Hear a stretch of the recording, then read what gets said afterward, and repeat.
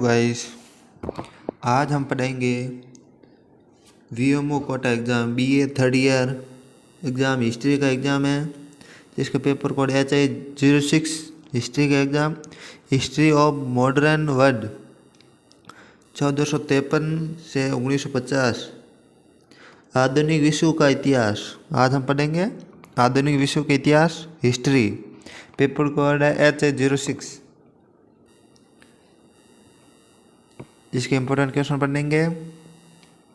पहला क्वेश्चन है पुनर्जागरण को परिभाषित कीजिए। पुनर्जागरण को परिभाषित कीजिए। तो उत्तर है पुनर्जागरण जिसे अंग्रेजी में रिसेंशन कहा जाता है।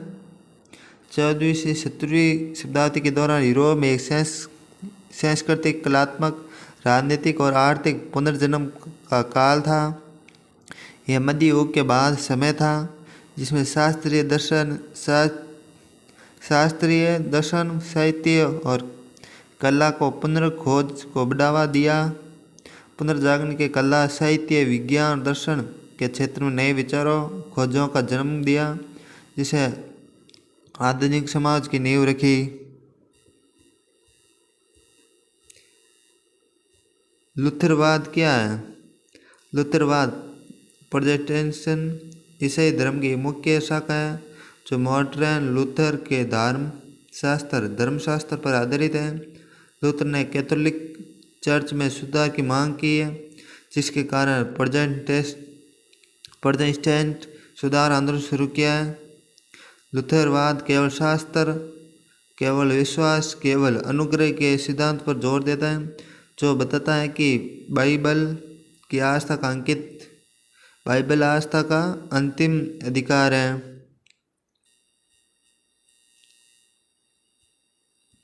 वास्तल के बारे में आप क्या जानते हैं? उत्तर है वास्तल एक फ्रांसीसी किला था जो 14 जुलाई 1799 को फ्रांसीसी क्रांति के दौरान पेरिस में जनता द्वारा हमला किया गया। यह किला शाही सत्ता और दमन का प्रतीक था और इस पर हमला करना फ्रांसीसी क्रांति का एक महत्वपूर्ण क्षण था। आज बस्तिल दिवस 14 जुलाई फ्रांस में एक राष्ट्रीय अवकाश था जो क्रांति और स्वतंत्रता का प्रतीक है। फ्रांसीसी क्रांति के नारे क्या हैं? फ्रांसीसी क्रांति का प्रसिद्ध नारा है लिबर्टी, इगलिटी, फ्रेटर्निटी, जिसका अर्थ है स्वतंत्रता, समानता, बंधुत्व। अगला क्वेश्चन है कैंटिनेंटल व्यवस्था को परिभाषित कीजिए। कैंटिनेंटल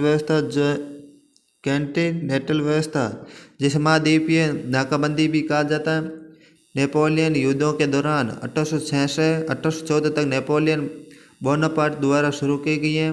ये आर्थिक नीति है। इसका मुख्य उद्देश्य ब्रिटेन को यूरोपीय महाद्वीप के साथ व्यापार से वंचित करके उसे कमजोर करना था।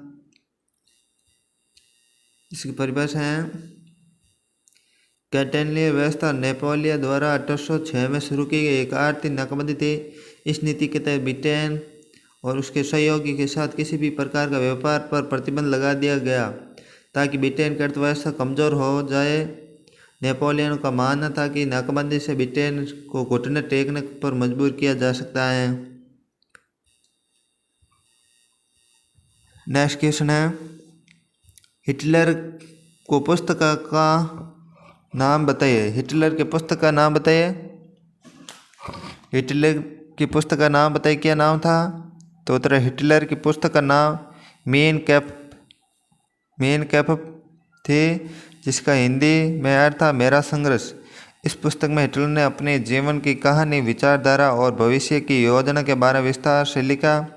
यह पुस्तक उन जीव के 8 महीनों के दौरान जेल में लिखी हुई थी जब उन्होंने 1923 के असफल तख्तियापटल के बाद जेल में समय बिताया।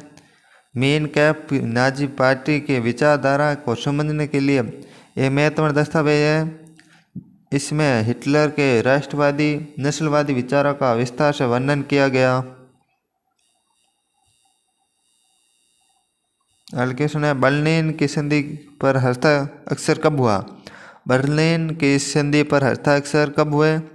तो बर्लिन की संधि 13 जुलाई 1878 को हस्ताक्षर हुए।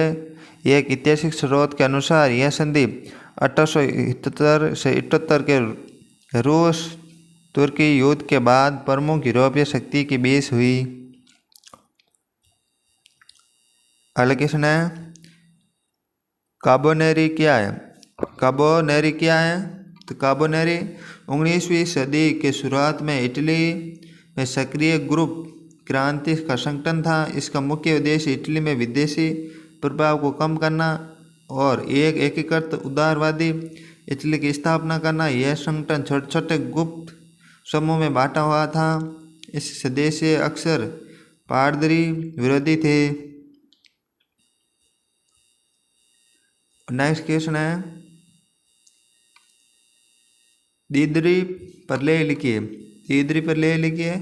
तो तरह दीदरी 52 सालों के थे और उनके बेटी की शादी होने वाली थी, लेकिन वे दे देने के असमर्थ थे।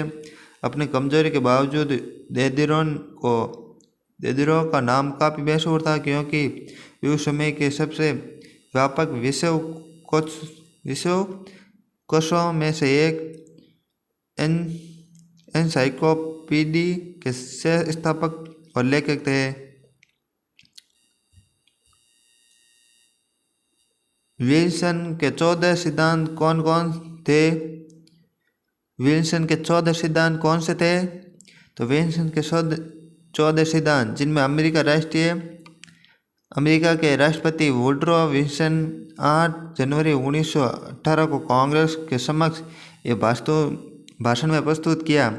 प्रथम विश्व युद्ध के बाद शांति स्थापित करने और भविष्य में युद्धों को रोकने के लिए यह एक योजना थी। यह सिद्धांत जो बिना जीत के शांति के दर्शन पर आधारित थे, में मुख्य रूप से क्षेत्रीय विवादों को हल करना, अंतर्राष्ट्रीय वाणिज्य को बढ़ावा देना, दुनिया को लोकतंत्र के लिए सुरक्षित बनाना शामिल था। नेक्स्ट क्वेश्चन है प्रयोजन मूलक हिंदी के विविध रूपों पर प्रकाश डालिए। प्रयोजन मूलक हिंदी, जिसे कामकाजी हिंदी भी कहा जाता है, हिंदी का वह रूप है जो विभिन्न विशिष्ट क्षेत्रों जैसे विज्ञान, तकनीकी, विधि, संचार, अन्य व्यावसायिक गतिविधियों में उपयोग होता है।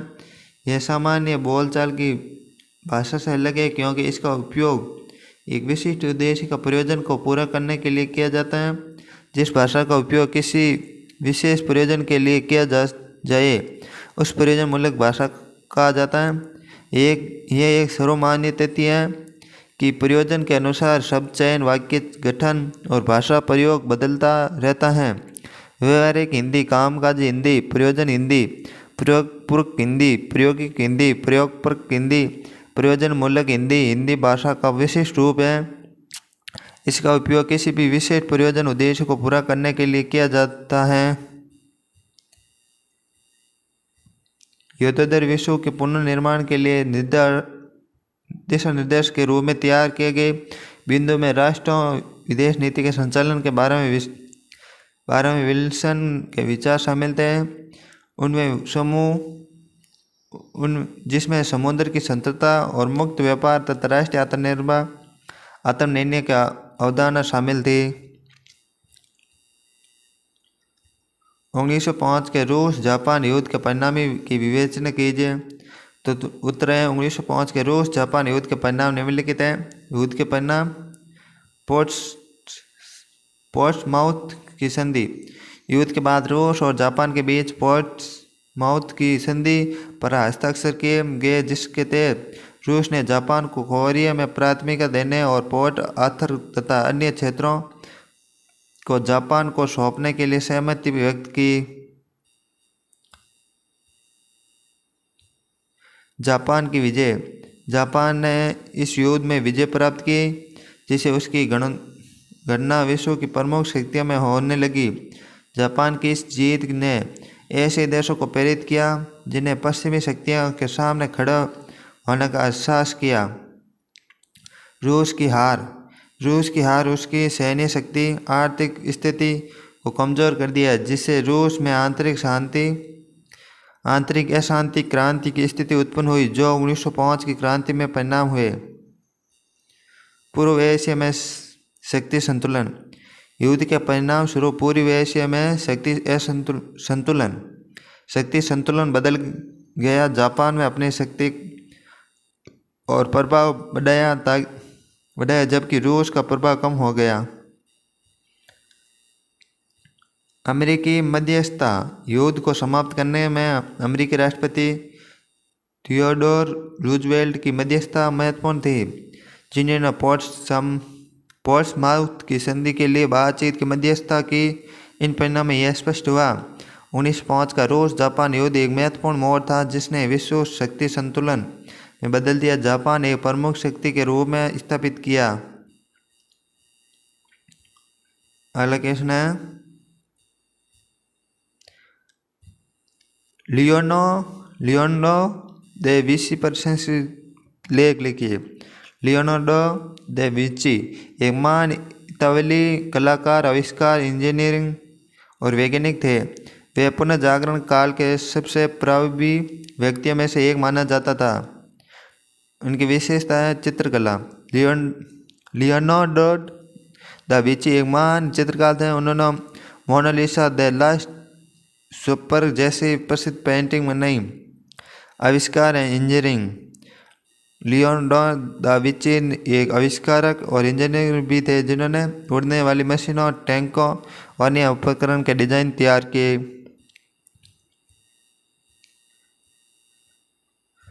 विज्ञान और गणित। लियोनार्डो दा विंची एक वैज्ञानिक और गणितज्ञ भी थे, जिन्होंने मानव शरीर की संरचना और गति के बारे में विस्तृत अध्ययन किया। उनके महत्व। पुनर्जागरण काल का प्रतिनिधित्व। लियोनार्डो दा विंची पुनर्जागरण काल के प्रमुख प्रतिनिधि थे, जिसने काल विज्ञान संस्कृति ने नए आयाम जोड़े। नवाचार, रचनात्मक। लियोनार्डो दा विंची नवाचार रचनात्मक उन्हें एक अद्वितीय व्यक्ति बनाया, जिसने कला विज्ञान क्षेत्रों में नए मानक स्थापित किए। लियोनार्डो दा विंची विरासत आज भी हमें प्रेरित करती है कि उनकी रचनाएं दुनिया पर प्रसिद्ध हैं। अगला क्वेश्चन है नेपोलियन विधि की व्याख्या कीजिए। नेपोलियन संहिता, जैसे कोड नेपोलियन भी कहा जाता है, 1804 में नेपोलियन बोनापार्ट द्वारा स्थापित फ्रांसीसी नागरिकता संहिता थी। यह एक महत्वपूर्ण कानूनी दस्तावेज था, जिसने न केवल फ्रांस में बल्कि दुनिया भर में नागरिक कानून की व्यवस्था को प्रभावित किया। नेपोलियन संहिता की मुख्य बातें। कानून के समक्ष समानता। इसने जन्म के आधार पर विशेष अधिकारों को समाप्त कर दिया। सभी नागरिकों के लिए कानून में समक्ष समानता स्थापित की। संपत्ति का अधिकार। संपत्ति के अधिकार को सुरक्षित किया। उस समय एक महत्वपूर्ण बदलाव था। धर्म की स्वतंत्रता। धर्म की स्वतंत्रता अनुमति दी गई, जो क्रांति के बाद एक महत्वपूर्ण कदम था। सिविल सेवा। एक सिविल सेवा प्रणाली की स्थापना की गई, जहाँ सरकारी नौकरी सबसे योग्य लोगों की दी जाती। पितृसत्तात्मक संहिता के पति को घर का शासन बनाकर पितृसत्तात्मक शक्ति को मजबूत किया। तलाक की अवधारणा को पेश किया, जो कैथोलिक चर्च के प्रभाव के कारण फ्रांस में की गई अवधारणा थी। अन्य कानून। संहिता के बाद 1806 में सिविल प्रक्रिया संहिता, 1807 में वाणिज्य संहिता, 1808 में आपराधिक संहिता और दंड प्रक्रिया संहिता 1810 में दंड संहिता में बनाई गई हैं। नेपोलियन संहिता का प्रभाव। नागरिक कानून का आधार। यह संहिता दुनिया भर में कई देशों के नागरिक कानून के आधार बनी। फ्रांस में कानून का एकीकरण। इसने फ्रांस में विभिन्न प्रकार के कानूनों के एकीकृत, सरल और युक्ति संगत बनाया। क्रांतिकारी लाभों का समेकन। इसने क्रांति के कुछ बुनियादी लाभों को समेकित किया, जैसे कानून के समक्ष समानता, धर्म की स्वतंत्रता, समांतवाद का उन्मूलन। आगे इटली के एकीकरण का काबुल में योगदान पर एक लेख लिखिए। इटली के एकीकरण में काबुल के योगदान पर लेख लिखिए। तो उत्तर है इटली के एकीकरण में काउंट कैमिलो बेंसो डी काबुल का बहुत बड़ा योगदान था। वे एक कुशल राजनीतिक कूटनीतिज्ञ थे जिन्होंने इटली को एकजुट करने के लिए कई राजनीतिक कदम उठाए, जिन्होंने न केवल पीडमोंट सार्डिनिया को मजबूत किया बल्कि यूरोपीय शक्ति के साथ राजनीतिक संबंध स्थापित करके इटली के एकीकरण के लिए अनुकूल माहौल बनाया। काबुल का जन्म 1810 में ट्यूरिन में हुआ। 1852 में पीडमोंट सार्डिनिया के प्रधानमंत्री बने। उनका मानना था कि इटली का एक मजबूत आधुनिक स्वतंत्र राष्ट्र बनाने के लिए कूटनीति और राजनीतिक कौशल का उपयोग करना आवश्यक है। काबुल के प्रमुख योगदानों में शामिल कूटनीति। काबुल ने फ्रांस और ब्रिटेन जैसे यूरोपीय शक्तियों के साथ राजनयिक संबंध स्थापित किए, जिन्होंने इटली के एकीकरण के प्रयासों का समर्थन किया। सैनिक गठबंधन। उन्होंने फ्रांस के साथ सैनिक गठबंधन के बनाया, जिसका परिणाम स्वरूप 1859 में ऑस्ट्रेलिया के साथ युद्ध हुआ, जिसमें इटली को लोम्बार्डी क्षेत्र प्राप्त हुआ। आर्थिक विकास। काबुल ने पीडमोंट सार्डिनिया की अर्थव्यवस्था को मजबूत किया, जिससे एकीकरण के लिए एक ठोस आधार तैयार हुआ। अगले गैरिबाल्डी का समर्थन। उन्होंने गैरिबाल्डी के सैन्य अभियानों का समर्थन किया, जिन्होंने दक्षिणी इटली को एकीकृत करने में महत्वपूर्ण भूमिका निभाई। इटली का एकीकरण। 1861 में विक्टर एमानुएल द्वितीय को इटली का राजा घोषित किया, जिससे इटली का एकीकरण हुआ। काबुल की कूटनीति, राजनीतिक कौशल, दंड संकल्प ने इटली के एकीकरण को संभव बनाया। इन्हें इटली के एकीकरण का मास्टरमाइंड माना जाता है। आगे बढ़ने से पहले हमारे YouTube चैनल को सब्सक्राइब कर लें। वीडियो अच्छा लगे लाइक कमेंट शेयर जरूर करें। अगला क्वेश्चन है, समाजवाद के परिणामों की विवेचना कीजिए।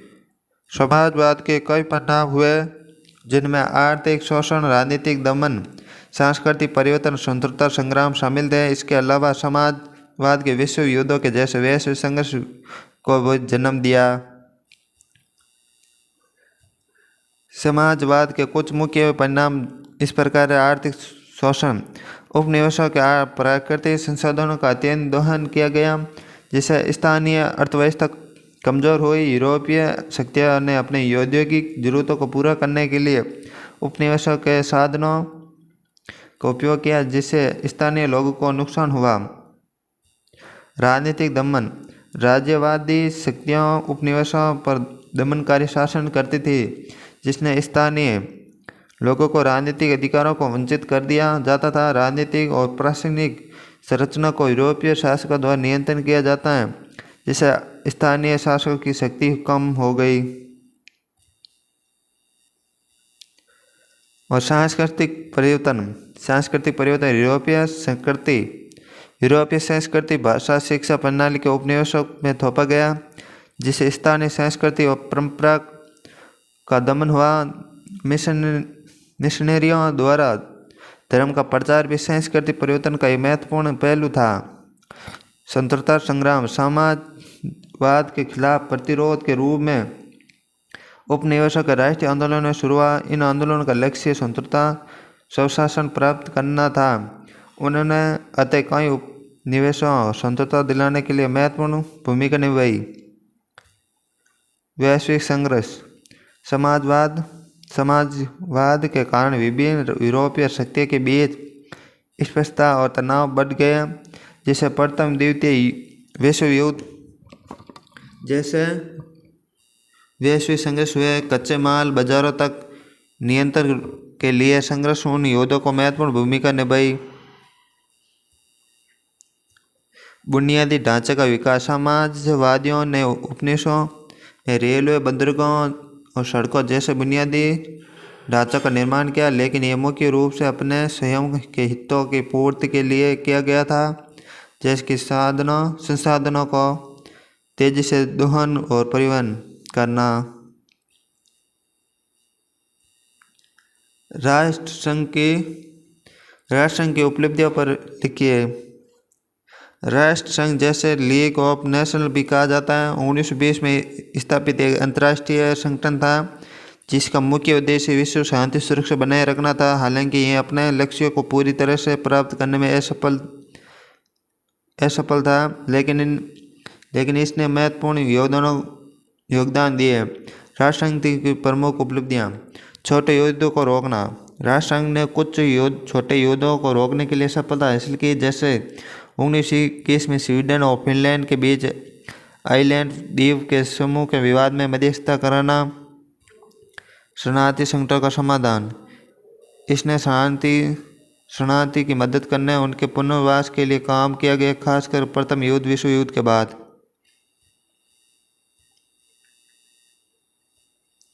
साहित्य में सुधार। राष्ट्रसंघ के साहित्य संबंधित मुद्दों पर भी काम किया गया, जैसे कि विभिन्न महामारी के कारणों का पता लगाना, उसने निपटने के लिए उपाय करना।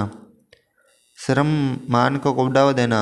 इसने अंतर्राष्ट्रीय श्रम संगठन ILO की स्थापना की, जो श्रमिकों का अधिकार और अंतर्राष्ट्रीय श्रम मानकों को बढ़ावा देने के लिए आज भी काम कर रहा है। मानवाधिकार की रक्षा। राष्ट्रसंघ की मानवाधिकार के तहत उजागर किया, उसके संरक्षण के लिए काम किया। निरस्त्रीकरण का प्रयास। राष्ट्रसंघ के निरस्त्री के लिए प्रयास किए, हालांकि उसमें उन्हें अधिक सफलता नहीं मिली।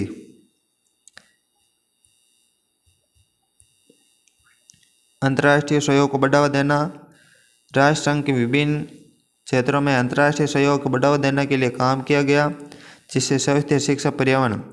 महसूल सीमा विवाद का समाधान। राष्ट्रसंघ तुर्की, ग्रेट ब्रिटेन के बीच महसूल सीमा विवाद सुलझाने में मदद की।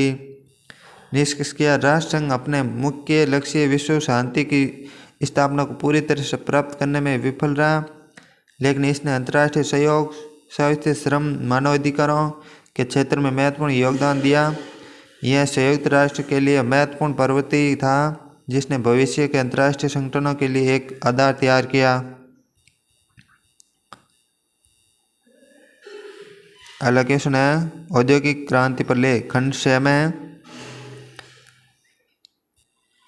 क्वेश्चन है औद्योगिक क्रांति पर एक लेख लिखिए। तो औद्योगिक क्रांति 18वीं 19वीं शताब्दी में हुई थी। ये महत्वपूर्ण बदलाव की अवधि थी, जिसने कृषि और हस्तशिल्प आधारित अर्थव्यवस्थाओं को उद्योग और मशीनी आधारित विनिर्माण में बदल दिया है। यह परिवर्तन तकनीकी प्रगति के प्रेरित है, जिसने बड़े पैमाने पर उत्पादन, शहरीकरण और जीवन स्तर में वृद्धि का जन्म दिया। औद्योगिक क्रांति की शुरुआत और प्रसार। औद्योगिक क्रांति की शुरुआत 18वीं शताब्दी के मध्य ग्रेट ब्रिटेन में हुई, फिर यह यूरोप, संयुक्त राज्य अमेरिका, दुनिया के अन्य हिस्सों में फैल गई। इस क्रांति की शुरुआत में कोयला और लोहा जैसे प्राकृतिक संसाधनों का दहन उपयोग बढ़ा। बिजली से चलने वाली मशीनी का आविष्कार हुआ, जिसने हाथ से बने औजारों की जगह ली। तकनीकी प्रगति।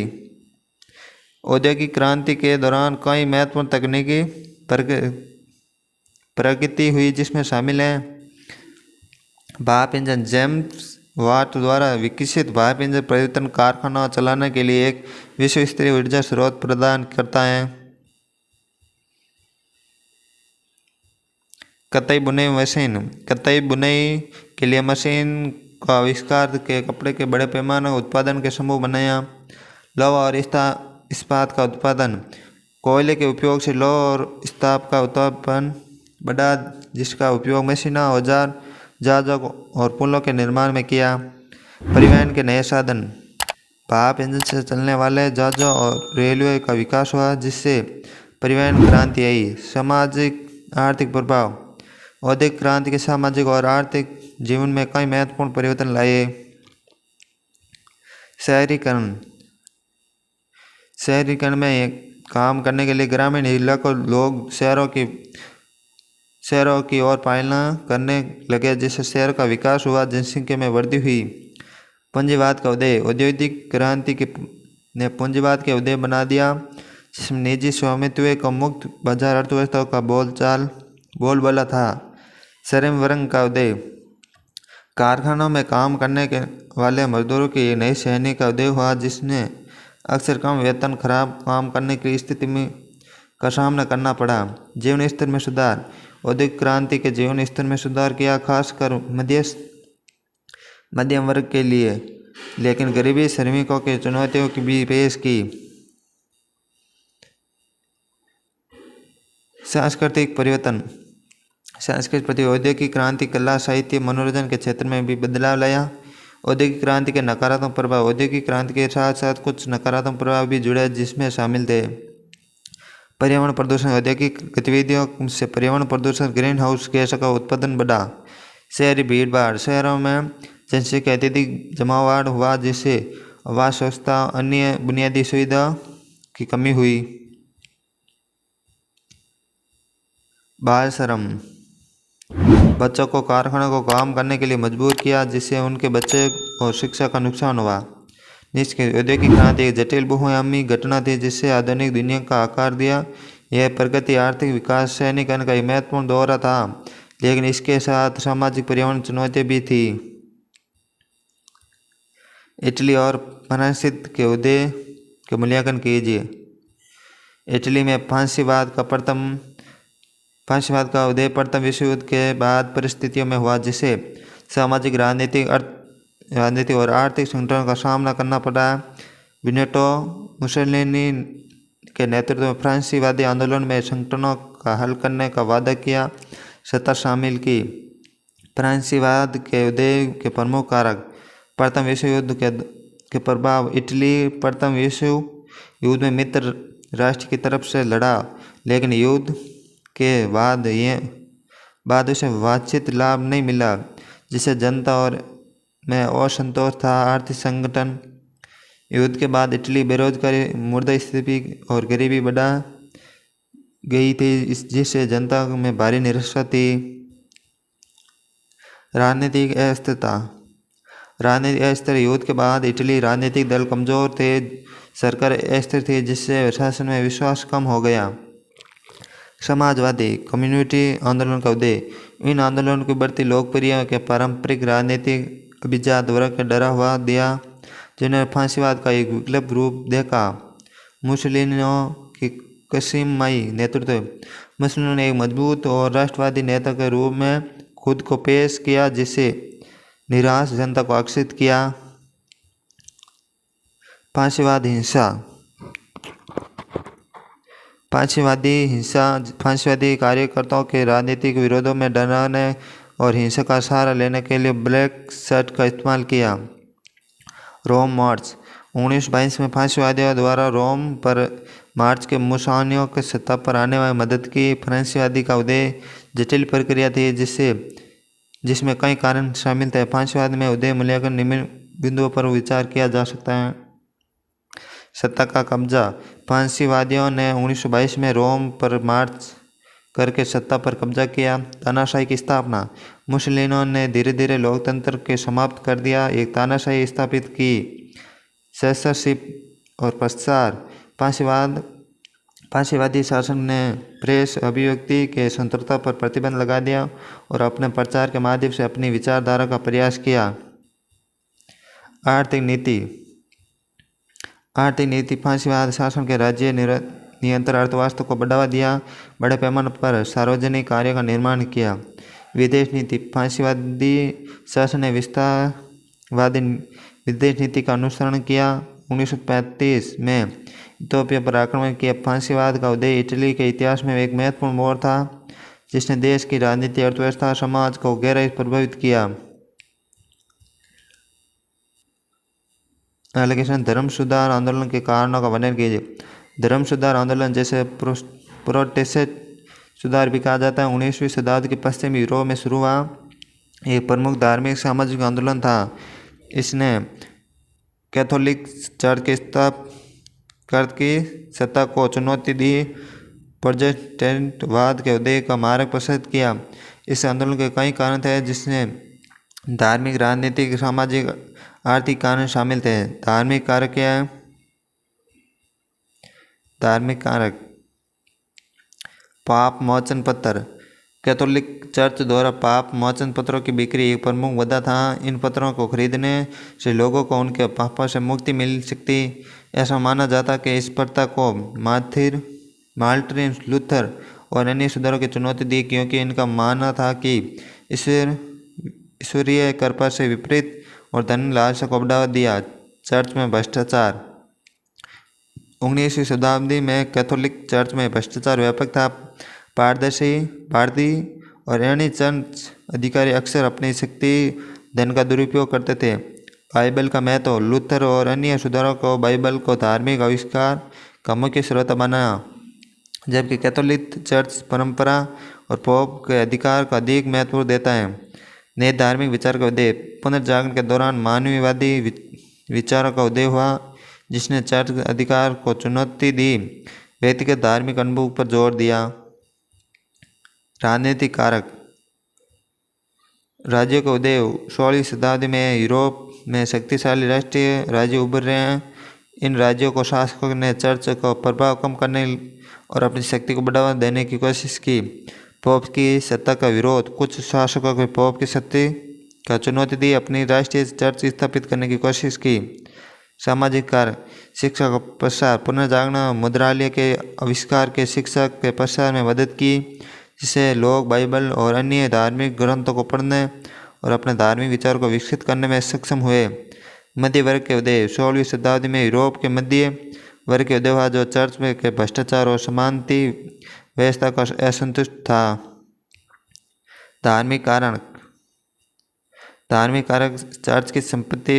कैथोलिक चर्च यूरोप की सबसे अमीर संस्था थी। कई शासकों को अन्य लोगों के चर्च संपत्ति का हत्याने की कोशिश की। ब्याजखोरी की प्रतिबंध। कैथोलिक चर्च ने ब्याजखोरी को निषिद्ध माना, जिससे व्यापार और वाणिज्य में बाधा आती थी। प्रोटेस्टेंट सुधार को ब्याजखोरी को अस्वीकार किया, जिससे व्यापार और वाणिज्य को बढ़ावा मिला। धर्म सुधार आंदोलन के कई इन कारणों के मिलकर शक्तिशाली आंदोलन का जन्म दिया, जिसने यूरोप धार्मिक, राजनीतिक, सामाजिक परिदृश्य को बदल दिया। बिस्मार्क की रक्त लौह की नीति का मूल्यांकन। बिस्मार्क की रक्त लौह की नीति का मूल्यांकन कीजिए। बिस्मार्क की रक्त लौह की नीति, जिसने 1862 में एएसए की संसद में अपने भाषण में व्यक्त किया। तात्पर्य यह है कि जर्मनी के एकीकरण सैन्य बल, औद्योगिक शक्ति के माध्यम से ही संभव है। इनकी भाषणों का प्रस्ताव से इस नीति का मूल्यांकन सकारात्मक और नकारात्मक दोनों दृष्टि से किया जा सकता है। सकारात्मक मूल्यांकन। सकारात्मक मूल्यांकन है जर्मनी का एकीकरण। बिस्मार्क की रक्त और लौह की नीति जर्मनी के एकीकरण में महत्वपूर्ण भूमिका निभाई। 1871 में जर्मन साम्राज्य की स्थापना हुई, जो प्रेशिया के नेतृत्व में हुआ। यह बिस्मार्क की दूरदर्शिता और सैन्य शक्ति के उपयोग का परिणाम था। एशिया की शक्ति का विस्तार। बिस्मार्क ने प्रेशिया की सैन्य शक्ति की मजबूत किया और उससे एक प्रमुख यूरोपीय शक्ति बनाना सफल प्राप्त की। कूटनीतिक कौशल। बिस्मार्क एक कूटनीतिक भी थे, जिन्होंने विभिन्न यूरोपीय शक्ति के साथ सफलतापूर्वक बातचीत की, जर्मनी के हितों की रक्षा की। आर्थिक विकास। बिस्मार्क ने जर्मनी के औद्योगिक को बढ़ावा दिया, देश की अर्थव्यवस्था को मजबूत किया। नकारात्मक मूल्यांकन। सैन्यवाद को बढ़ावा। रक्त और लौह की नीति का सैन्यवाद को बढ़ावा दिया है। यूरोप में तनाव बढ़ा। तानाशाही। बिस्मार्क ने मजबूत केंद्रीय सरकार स्थापना की, लोकतांत्रिक संस्था को कमजोर किया, जिससे तानाशाही शासन को बढ़ावा मिला। अन्य देशों के साथ संबंध। बिस्मार्क ने की नीतियों के अन्य यूरोपीय देशों के साथ तनाव पैदा किया, जर्मनी को अलग अलग कर दिया। राष्ट्रवाद। बिस्मार्क ने जर्मन राष्ट्रवाद को बढ़ावा दिया, जिसने प्रथम विश्व युद्ध के जैसे विनाशकारी युद्धों का मार्ग प्रशस्त किया। निष्कर्षतः बिस्मार्क की रक्त लोहे की नीति जर्मनी एकीकरण और आर्थिक विकास में महत्वपूर्ण योगदान दिया, लेकिन इसने यूरोप में तनाव और युद्ध को भी बढ़ावा दिया। इस नीति के सकारात्मक और नकारात्मक दोनों परिणाम थे और इसका मूल्यांकन एक जटिल प्रक्रिया था। ऐसे वीडियो देखने के लिए हमारे YouTube channel Balaji classes library को सब्सक्राइब कर लें। वीडियो अच्छा लगा तो लाइक कमेंट शेयर ज़रूर करें और हमारा टेलीग्राम ग्रुप भी ज्वाइन कर लें, वहाँ पर नोटिफिकेशन मिलता रहेगा।